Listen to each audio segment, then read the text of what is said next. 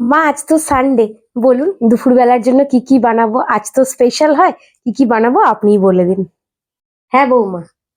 হ্যাঁ, আজ রবিবারে তুমি স্পেশাল বলতে তুমি একটু মাছের মাথা দিয়ে মুগ ডাল করো, একটু বাঁধাকপির তরকারি বেশ ঝাল ঝাল করে, আর একটু খাসির মাংস বানাও।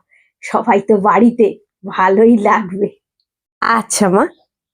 আর শোনো, সকালের জল খাবারে একটু ফুলকো ফুলকো লুচি আর সাদা আলুর তরকারি করো। শ্বশুর মশাইও ভালোবাসেন, আর আমার বাবুটাও বেশ ভালোবাসে। অফিসের তাড়নায় তো সেভাবে কিছু খেতেও পারে না রোজ। মা, আমি ময়দাও মেখে রেখেছি, সাদা আলুর তরকারি হয়ে গেছে।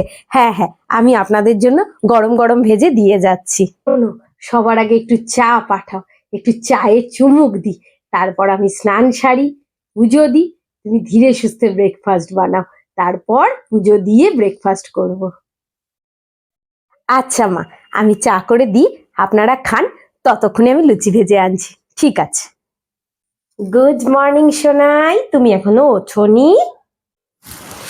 গুড মর্নিং মামনি। বাট মামনি আজ সানডে, তুমি সকাল সকাল কেন তুললে? হ্যাঁ হ্যাঁ, আমি জানি আজ সানডে। ঠিক আছে, তুই রেস্ট কর, শুধু বল লাঞ্চে কি খাবি, ফিশ না চিকেন? সেই বুঝে তোর বাপি বাজার থেকে আনবে। তাহলে আমার জন্য আজকে তোমার হাতের ওই স্পেশাল চিকেনটা বানাও। আচ্ছা ঠিক আছে, আমি চিকেনের স্পেশাল প্রিপারেশনটাই বানাবো। তোর জন্য আমি কফি পাঠাচ্ছি, তুই ফ্রেশ হয়ে কফি খা, আর স্যান্ডউইচ করে দিচ্ছি, ঠিক আছে? ঠিক আছে, তুমি আমার জন্য কফিটা পাঠাও, আমি কফি খেয়ে তারপর ফ্রেশ হবো। আমি ততক্ষণ একটু রেস্ট নিই। লাভ ইউ মামনি। মি টু সোনা। তুমি রেস্ট করো, আমি কফি পাঠিয়ে দিচ্ছি বাবু।